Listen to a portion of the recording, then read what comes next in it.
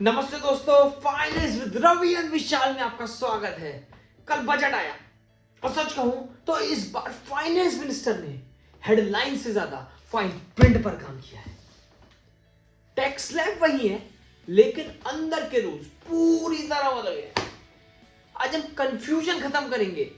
मैंने पूरा budget 4 category में डिवाइड किया है ताकि आप ये जान सके कि आपके लिए इसमें क्या है। शुरू करते हैं सबसे पहले उससे जो देश की इकोनॉमी चलाते हैं, हमारे बिजनेसमैन से।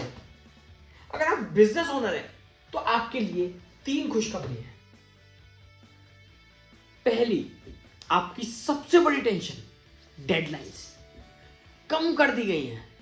नॉन ऑडिट बिजनेस केसेस के लिए आईटीआर फाइलिंग की ड्यू डेट अब 31 जुलाई नहीं 31 अगस्त है।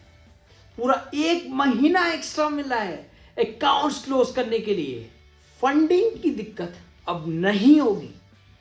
एमएसएमई के लिए सरकार ने अलग से 10,000 करोड़ का फंड बनाया है। अगर एक्सपेंशन का प्लान है तो पैसा अब आसानी से मिलेगा। तीसरी खुशखबरी, पेमेंट अटकने का डर खत्म। सरकार ने जैम पोर्टल और ट्रेड्स प्लेटफॉर्म को लिंक कर दिया है। मतलब अगर आप सरकारी डिपार्टमेंट को सप्लाई करते हैं तो आपके बिल्स तुरंत डिस्काउंट होंगे और कैश फ्लो मेंटेन रहेगा। अब आते हैं मार्केट वालों पे। यह मामला थोड़ा सा गर्म है। एफ&ओ ट्रेडर्स के लिए बुरा हुआ है। एसटीटी सिक्योरिटीज ट्रांजैक्शन टैक्स बढ़ गया है। फ्यूचर्स पे 0.05% और ऑप्शंस पे 0.15%। कॉस्ट ऑफ ट्रेडिंग बढ़ेगी तो स्कैल्पिंग थोड़ी मुश्किल होगी। कंपनीज के लिए बायबैक टैक्स के रूल्स बदले हैं और मैट में राहत दी गई है। लॉन्ग टर्म में कॉर्पोरेट इंडिया के लिए ये अच्छा है, लेकिन शॉर्ट टर्म में ट्रेडर्स को एडजस्ट करना पड़ेगा। आम आदमी और सैलरीड लोगों के लिए क्या है? सबसे पहले ट्रैवल और पढ़ाई की बात करते हैं। अगर आप फॉरेन घूमने जा रहे हैं या बच्चों की फीस भर रहे हैं तो टीसीएस अब फ्लैट 2% लगेगा। 20% वाला डर खत्म। जेब पर बोझ कम पड़ेगा। दूसरा, गलती सुधारने का मौका।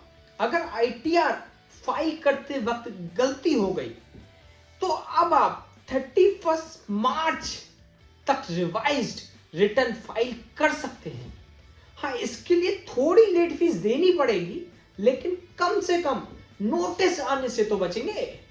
और तीसरा, सरकार ने टीडीएस रेट्स को सिंप्लीफाई किया है और काफी क्लैरिफिकेशन दी है। इससे क्लाइंट और सीए के बीच की चिक-चिक थोड़ी कम होगी। आखिर में वो पॉइंट जो इंडिया का फ्यूचर बदल देगा। सरकार ने फॉरेन क्लाउड कंपनीज के लिए 2047 तक टैक्स हॉलिडे अनाउंस किया है। सोचिए, अगले 20 साल तक जीरो टैक्स उन कंपनीज के लिए जो इंडिया में डेटा सेंटर लगाएंगी। इंडिया को दुनिया का डिजिटल हब बनाने की तरफ बड़ा कदम है। तो पिक्चर साफ है। सरकार ने 1 अप्रैल 2026 से नया इनकम टैक्स एक्ट लाने का वादा किया है। यानी ये साल तैयारी का है और अगली साल बदलाव का। इस नए बजट में से अब कौन सी बेस्ट न्यूज लगी? ड्यू डेट का एक्सटेंशन या टीसीएस का 2% होना? कमेंट्स में जरूर बताना। मैं हूं विशाल गुप्ता और आप देख रहे हैं फाइनेंस विद रवि एंड विशाल। जय हिंद।